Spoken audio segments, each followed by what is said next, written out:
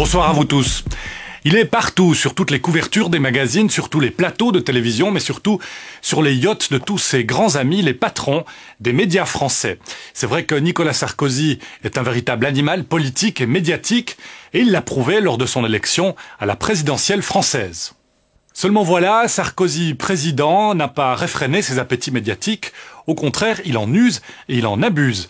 Et c'est vrai qu'il ne fait pas bon être journaliste par les temps qui courent dans les rédactions françaises. Mise à pied, sanctions, autocensure, le climat que fait régner l'omniprésident dans les rédactions vaut à la France un triste record européen, le pays où les interventions policières et judiciaires contre les journalistes ont été les plus nombreuses. Alors Sarah Perrig et Alexandre Beauchâtet, pourtant présents, ont embarqué dans la caravane médiatique de Nicolas Sarkozy et vous le verrez, ils ont pu vérifier les craintes de nos confrères français. Regardez.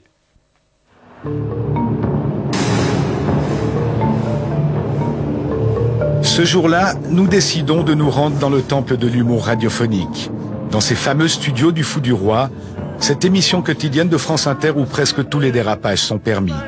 La liberté d'expression en est le maître mot.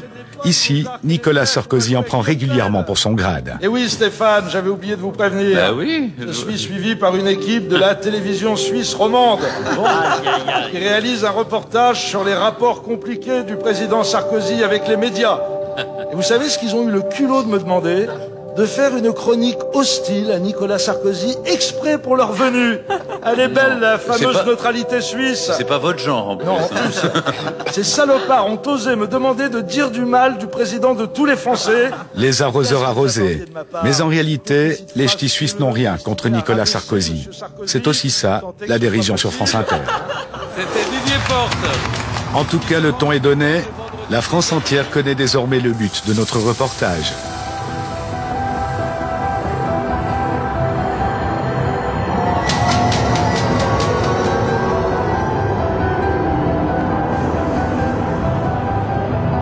Nous souhaitons participer, comme tous les autres journalistes français, au voyage officiel de Nicolas Sarkozy à Aix-en-Provence. Première surprise pour nous, le service de presse de l'Élysée multiplie les contraintes administratives. Les conseillers en communication du président ne voient pas notre présence d'un très bon œil. Moi, je pourrais éventuellement me faire accréditer pour pouvoir suivre la délégation. Suivre la délégation, c'est pas la délégation, c'est des journalistes. Finalement, après plusieurs téléphones, échanges d'emails ou de SMS, les conseillers de l'Élysée nous autorisent à participer au voyage officiel en province. Nicolas Sarkozy doit y rencontrer des responsables d'université, direction le Sud, en compagnie d'une centaine de confrères. Vous suivez tous ces voyages officiels, je dis vous les médias. Alors nous on suit tous ces déplacements. C'est vrai que même aujourd'hui par exemple, où on part quand même de la chaîne à 6h moins le quart du matin, pour un petit déplacement de 2 heures sur place, puisqu'il ne va rester que 2 heures sur place. Mais il faut y être, pourquoi? Parce qu'il y a toujours une actualité autour de lui. C'est vrai que c'est quelqu'un qui peut toujours s'exprimer, qui peut toujours faire une annonce, donc on se sent quand même obligé de le suivre régulièrement. Tu vois? Journaliste politique à France 3, Patrice Machuret talonne Nicolas Sarkozy depuis 4 ans. Témoin privilégié de l'action politique du président, le journaliste vient de publier L'Enfant terrible, un livre totalement people qui dévoile quelques anecdotes croustillantes sur la vie de Nicolas Sarkozy. Nicolas Sarkozy est un hyperactif, angoissé et sportif. Pour garder la forme, il a un secret bien gardé depuis des années. Plusieurs fois par mois, il consulte un homme qui lui envoie des ondes positives. Ses patients l'appellent le gourou. Quelle réaction ça a suscité à votre connaissance auprès de l'Élysée et du président de la République? Alors, lors d'un off dans son propre avion, il m'a traité de crétin et de honte de la profession, ce qui était plutôt gentil de sa part. Donc évidemment, je pense qu'il n'a pas tellement apprécié certains passages. Mais ça, c'est le jeu et pour l'instant, les relations de travail, en tout cas, continuent. Vous pouvez toujours participer au voyage officiel, aux conférences de presse? Je peux toujours participer au voyage officiel, aux conférences de presse. Bon, maintenant, vous savez, France 3, on n'a jamais été dans l'avion du président. On a toujours été dans la délégation, mais on n'a jamais eu de rapport privilégié. Mais c'est pas plus mal, parce que je pense que finalement, si on peut le comparer à un soleil, il vaut mieux ne pas en être trop proche, pour ne pas se brûler. Et puis je pense que Nicolas Sarkozy, de toute façon, il faut le suivre à bonne distance. Restés à bonne distance du roi Soleil, les journalistes n'ont pas toujours su le faire. Un précédent voyage de presse en Camargue est resté dans toutes les mémoires. Pour son dernier déplacement de campagne, Nicolas Sarkozy décide d'aller en Camargue. Et c'est vrai que, de manière assez maladroite, Les journalistes qui le suivent, les journalistes accrédités de la campagne, ont été mis sur une charrette derrière un tracteur, ce qui est absolument terrible comme image. Ça montre une information embedded un peu à l'américaine, on a l'impression de se retrouver en Irak avec les journalistes embarqués dans les camions américains. Donc ça a été, je crois, un coup assez dur porté à la profession, même si personne s'en est rendu compte sur le moment. Retour à notre voyage officiel. 3 ans plus tard, la situation n'a pas vraiment changé. Les journalistes sont même de plus en plus nombreux à suivre le président. À la crainte d'une information mal maîtrisée est venue s'ajouter celle des débordements populaires. Depuis plusieurs mois, les manifestations ont tendance à prendre de l'ampleur. Pour cette raison, les conférences du président sont organisées en dehors des grands centres urbains, de préférence dans des endroits isolés plus facilement sous contrôle. Nos accréditations en poche, nous suivons le mouvement collectif le long d'un parcours quadrillé pour la presse, mais aussi sécurisé pour les officiels par des centaines de policiers. La dernière fois que j'avais fait un voyage présidentiel, c'était Jacques Chirac à l'ONU en 2001, après le 11 septembre. Donc, vous voyez, dans un climat sécuritaire un peu chargé, et c'était 10 fois plus cool et light qu'aujourd'hui. Parce que c'est de la paranoïa. Moi, du point de vue du journaliste, il y a quand même un problème, c'est qu'il y a un encadrement de fait de celui qui livre l'information. Puisque vous êtes là aujourd'hui comme moi, journaliste, nous sommes incapables de faire autre chose que de suivre le parcours qui nous est indiqué. Clairement, c'est une volonté de sa part de gérer sa communication avec des angles qui sont donnés à sa communication dans tel ou tel sens, en fonction de l'époque, en fonction de ses résultats dans les sondages. Voilà quoi. Et pour nous, c'est une vraie difficulté. Nicolas Sarkozy n'est pas encore sur place. Commence alors pour nous une véritable partie de cache-cache pour essayer d'approcher le président. Nous utiliserons même une petite caméra amateur pour doubler nos chances en nous postant dans 2 lieux différents. À la dernière minute, le convoi emprunte une petite route dans la pinède voisine. Dès son arrivée, Nicolas Sarkozy pénètre rapidement dans la salle de conférence par la petite porte. Ils sont disponibles. Il ne s'agit pas de vous nationaliser, comprenez bien. Pas... Ce jour-là, plusieurs centaines de personnes triées sur le volet viennent écouter la bonne parole sur le thème du développement et de la recherche. Alors évidemment, c'est beaucoup plus facile de faire un rapport et d'annoncer dans le rapport « Yaka, faut que de le faire. On l'a fait. Nos universités, il y en a tiers d'entre elles, je pense. Un public totalement acquis.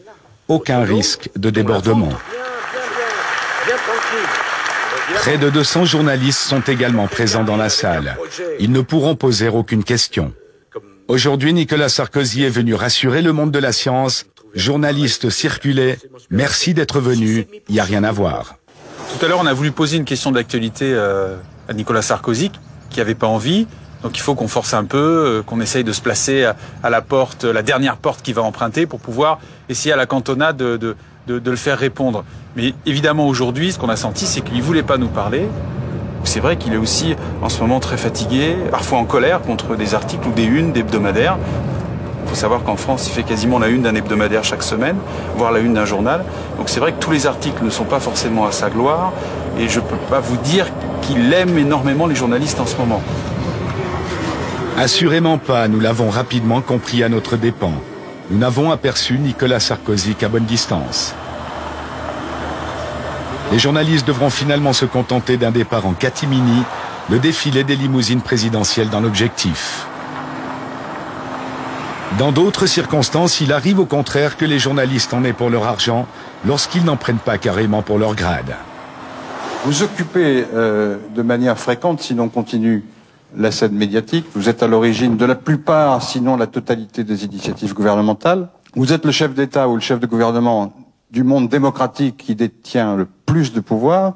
Et au fond, est-ce que vous n'avez pas instauré une forme de pouvoir personnel, pour ne pas dire une monarchie élective? Voici une question modérée qui montre que M. Geoffrin de Libération est en pleine forme. Bon, il a le droit d'avoir son avis sur la monarchie élective. Enfin, monarchie, ça veut dire héréditaire. Vous croyez que je suis donc le fils illégitime de Jacques Chirac qui m'a mis sur un trône? Monsieur Geoffrin, un homme cultivé comme vous, dire une aussi grosse bêtise. Cette conférence de presse était en effet assez symptomatique des rapports, je dirais, compliqués entre la presse et le pouvoir en France. On a une presse qui est moins une presse d'investigation qu'une presse de révérence.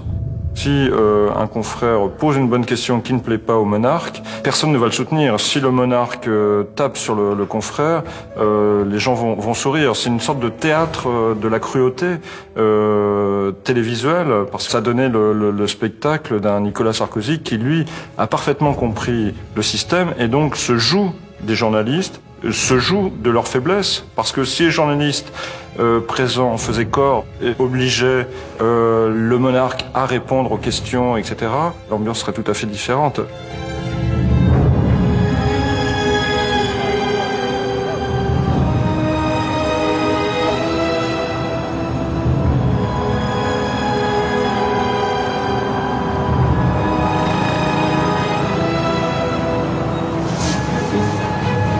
Selon le baromètre de l'Institut national de l'audiovisuel français, Nicolas Sarkozy bat tous les records d'antenne. Depuis son élection, le président est 3 fois plus présent sur les chaînes de télévision que ne l'étaient ses prédécesseurs.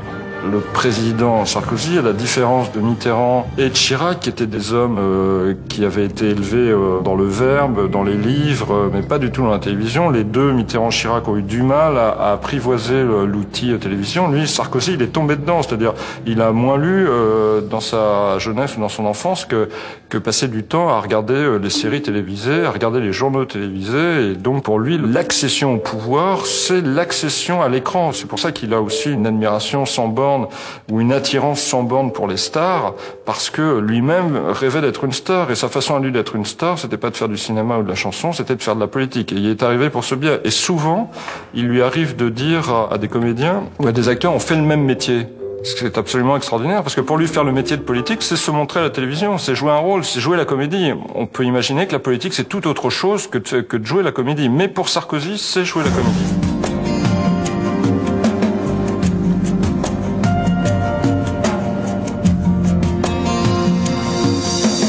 Une comédie médiatique savamment orchestrée par Nicolas Sarkozy jusqu'au jour où il ne maîtrise plus l'information.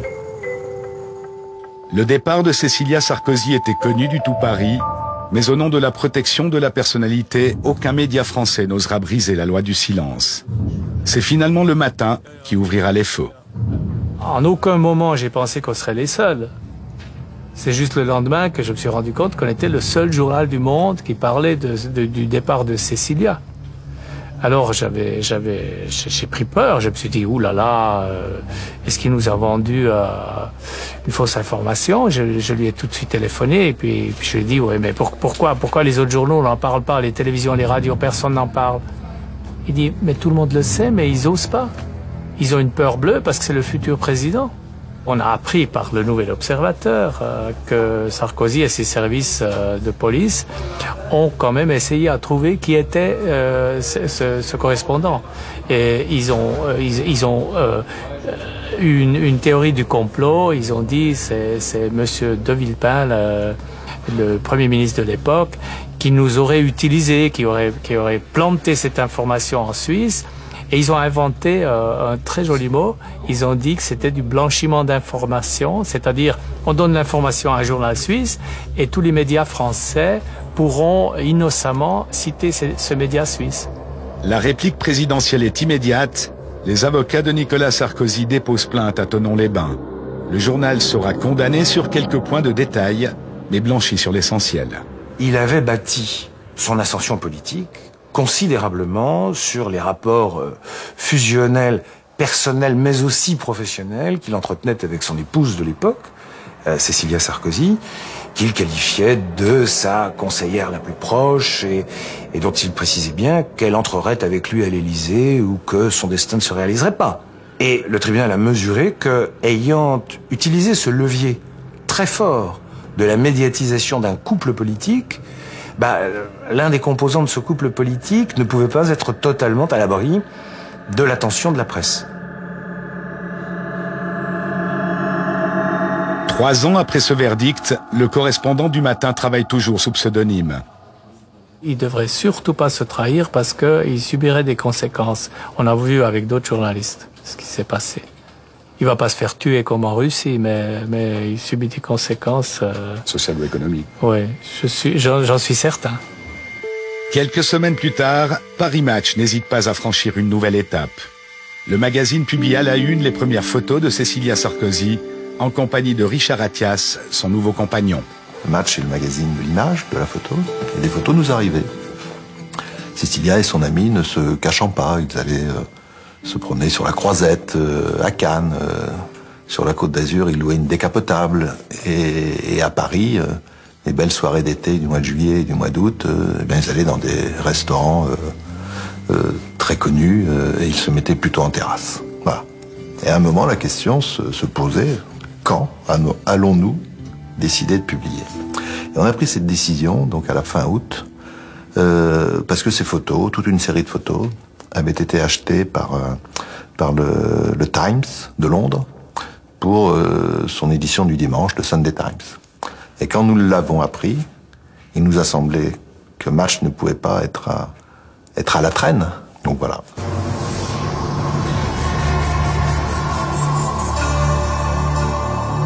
Un crime de lèse-majesté très lourd de conséquences pour le directeur du magazine.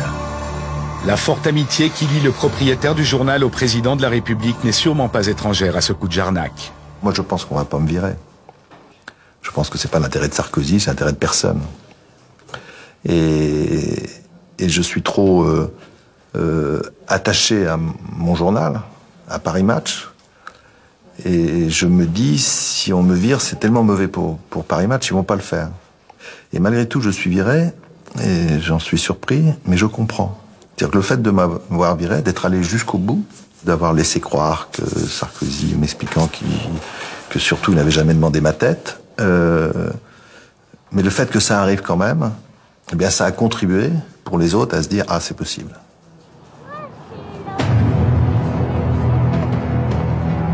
2 ans après son licenciement, Alain Genesta revient dans un livre sur les circonstances de sa brutale expulsion. J'ai pu ressentir en parlant très brièvement au téléphone avec Nicolas Sarkozy la violence qui, s'abattant sur moi, s'était abattue sur Arnaud Lagardère. Et j'ai compris. La pression avait été trop forte. La question finale que je me pose moi-même, et si c'était à refaire, il ne reste plus que quelques lignes, on est à la fin du livre, la fanfaronnade, ça aurait été de dire bien sûr, je l'aurais refait. Et je préfère dire non, pour plusieurs raisons. La première, c'est on a parlé de violence dans cette interview, c'est très violent, et la violence, quand elle est exercée contre vous, ça fait mal. On n'a pas envie de se faire du mal. La seconde, c'est que c'est pas le Watergate, je vous explique dans le livre. Cette information, cette couverture de match, moi j'en ai rien à faire de cela. Je l'ai fait parce que j'étais directeur de match et qu'il fallait le faire comme directeur de match, mais c'est pas l'information que je préfère. Publier une photo de Cécilia Sarkozy et de son ami, ça m'intéresse pas.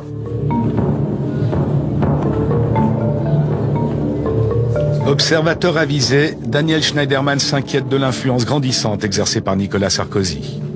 Il est évident, si vous voulez, que ce qui est en train d'arriver en ce moment au président de Radio France, Jean-Paul Cluzel, dont le mandat arrive à renouvellement en mai, et qui va être viré, enfin qui va pas être renouvelé, pardon, va pas être renouvelé. Bon, pourquoi?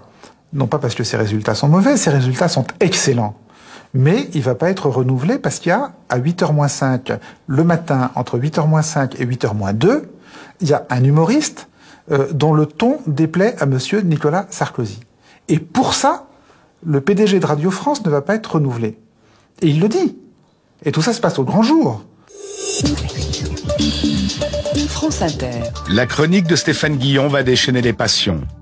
Détail plutôt cocasse, le sketch ce jour-là égratignait une figure politique socialiste. Dans quelques minutes, Dominique Strauss-Kahn va pénétrer dans ce studio. C'est la première fois qu'il revient en France depuis son aventure avec une jeune Hongroise à lunettes, Piros Kanadzsi, responsable de la photocopieuse OFEBI. Le sketch de Stéphane Guillon devient emblématique quasiment de la liberté d'expression, alors que c'est plutôt un sketch pas très politique, où il se fout de la gueule du côté d'un trait de caractère de Dominique Strauss-Kahn. Quand on voit que Stéphane Guillon est évoqué directement dans des conversations à ce niveau-là, c'est à la fois cocasse, ça fout un peu les jetons, parce qu'on se dit que d'abord, est-ce qu'ils ont que ça à foutre de s'occuper d'humour en ce moment? Il y a quand même du boulot. Et puis malgré tout, c'est une forme de pression. Peut-être que c'est qu'un prétexte pour se débarrasser d'un patron et en mettre un autre à la place. Monsieur le Président, sauf votre respect, peut-on vraiment faire une bonne interview avec un ami? Écoutez Stéphane, je crois pas que nous soyons amis, vous et moi, loin de là. Vous m'interviewez, je vous réponds. On me dit, faut pas aller chez El Kabbach, faut aller chez Domoran. Mais entre un ami qui vous invite à une discussion cordiale et un diplômé de sciences politiques mal dégrossi qui vous pose 15 fois la même question, sous prétexte qu'il n'a pas eu sa réponse, vous allez chez qui? Moi je suis comme tous les Français, au petit déjeuner, j'aime pas qu'on m'emmerde. Le problème de Sarkozy, c'est qu'il est très transgressif et donc il a contribué à désacraliser la fonction. C'est vrai que quand on interpelle un électeur de base en lui disant « casse-toi pauvre con », par rapport à la stature gaullienne de la présidence de la République en France, ça crée un choc et c'est vrai que pour nous, c'est finalement une voie ouverte à aller plus loin. Après la radio, France Télévisions est à son tour dans la ligne de mire. Nicolas Sarkozy vient de supprimer la publicité des écrans et il possède les pleins pouvoirs pour désigner les futurs patrons des chaînes publiques. La star du 20h de France 2 craint désormais les rapports de force. Je pense que le pari de Nicolas Sarkozy de décider de nommer dorénavant les présidents de l'audiovisuel public, Radio France, France Télé, directement, même si c'est encadré par le Parlement, le CSA, etc., je pense que c'est un pari compliqué. Je dis pas qu'il veut en lui-même contrôler, qu'il a pour objectif de contrôler l'information, mais je dis que de fait, ce changement de statut aboutit forcément à mettre quelqu'un qui est redevable de quelque chose au pouvoir exécutif. C'était le système qui était pratiqué avant. Et donc avec ce risque de l'autocensure. Parce que le président de l'audiovisuel public a autorité sur le directeur de la rédaction qui a autorité sur les journalistes. Je dis c'est un risque. Oui, en France, on n'a jamais eu un président aussi près de la télévision et des responsables de la télévision. C'est un problème de génération.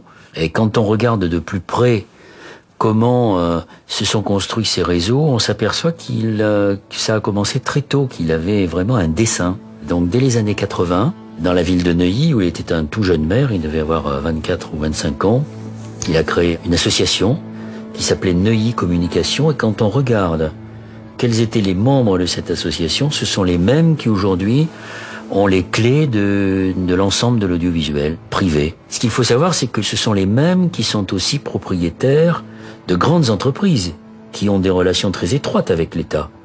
Qu'il s'agisse de Lagardère, qui est aussi un marchand d'armes, et qu'il s'agisse de Bouygues, qui aujourd'hui est présent dans le nucléaire. Donc tout ça est quand même très inquiétant quant au pluralisme, quant au conflit d'intérêts, et donc quant à la démocratie. Madame, Monsieur, bonsoir. Monsieur le Président, bonsoir. Bonsoir, merci de m'avoir invité. Merci d'avoir accepté notre invitation. C'est la deuxième fois dans l'histoire de la Ve République qu'un président en exercice se rend dans les studios d'une chaîne de télévision. Ça prouve que j'apprécie France Télévisions en général et France 3 en particulier. Merci beaucoup. Il est clair que le chef de l'État aujourd'hui a un rapport avec la presse qui est beaucoup plus proche et beaucoup plus direct que ça ne pouvait l'être avec ses prédécesseurs. Et peut-être qu'effectivement, ça incite à l'autocensure certains confrères. Bon, c'est vrai que on fait beaucoup plus attention, mais à la limite, peut-être qu'on fait mieux notre métier aussi en faisant attention. Lors de cette édition spéciale, Audrey Poulevard n'hésitera pas à insister sur une question à laquelle Nicolas Sarkozy ne voulait visiblement pas répondre. Je voudrais savoir combien de contrôles d'identité, combien d'arrestations, à combien d'arrestations il faut procéder pour pouvoir expulser 25 000 personnes par an. Pour arriver à ce chiffre. Est-ce que vous n'arrêtez pas 25 000 personnes que vous reconduisez? J'imagine que le nombre de personnes arrêtées C'est une curieuse façon de présenter les choses. C'est une question. C'est une question. C'est une question, quand même. Et par des questions, on peut présenter les choses. Vous me dites combien d'arrestations? Enfin, écoutez, madame, C'est une question qu'on se pose. Oui, mais moi, vous me dites, vous partez des arrestations. Je ne comprends pas. Combien de contrôles d'identité, combien de personnes arrêtées pour obtenir 25 000 Mais il ne expulsions? s'agit pas d'obtenir. Quand on n'a pas de papier, madame, on n'a pas vocation à rester dans notre pays. Même quand on a un emploi, même quand on a des enfants scolarisés ou qu'on a des situations sanitaires critiques. Je comprends que ce sujet vous touche, il me touche beaucoup aussi, figurez-vous. En tant qu'être humain, oui. Peut-être plus que vous, puisque moi j'ai eu à le gérer. Vous le voyez en tant qu'être humain, je le suis également un être humain. Hein, j'ai un cœur, peut-être pas forcément le même que le vôtre, en tout cas il est à la même place, à gauche. Ça aurait pu déraper. Et moi j'étais dans une position où j'aurais pu en profiter pour prendre l'avantage à ce moment-là.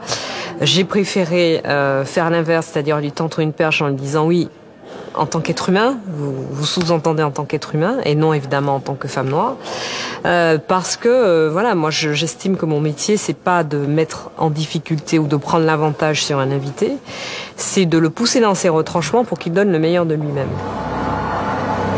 Le moins bon de lui-même, c'est au contraire dans les minutes qui ont précédé l'émission que Nicolas Sarkozy en fait une réelle démonstration. Le président avait été accueilli par 200 employés ulcérés par ses réformes sur l'audiovisuel. Le chef de l'État n'a pas du tout apprécié les « casse-toi pauvre con » ou encore « plus belle la vie sans Sarkozy » lancés par les manifestants. Très remonté et contrarié, il s'est lâché pendant les préparatifs et les réglages sur le plateau de France 3. Enfin, quand on est invité, on a le droit que les gens vous disent bonjour quand même. Ou alors on n'est pas dans le service public. Comme c'est la règle dans toutes les chaînes de télévision, ces images n'auraient jamais dû être portées à la connaissance du public. Cette fois-ci, c'en est trop, le président voit rouge.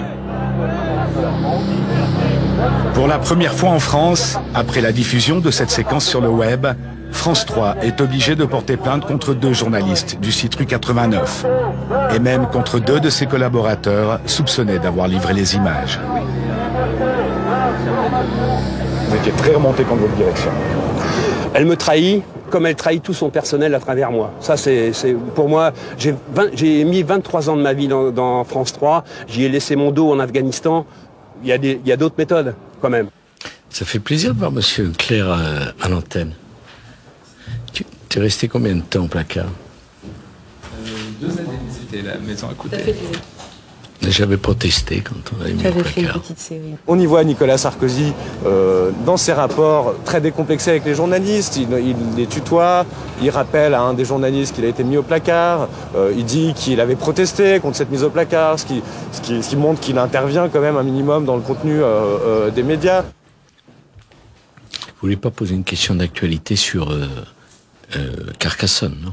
Je pense que c'est révélateur, oui, d'un climat qui est quand même de plus en plus inquiétant pour les journalistes, pour le secret des sources surtout et pour la liberté de la presse en France, puisque ces dernières années, on a vu beaucoup de convocations, de perquisitions, de journalistes placés en garde à vue aussi.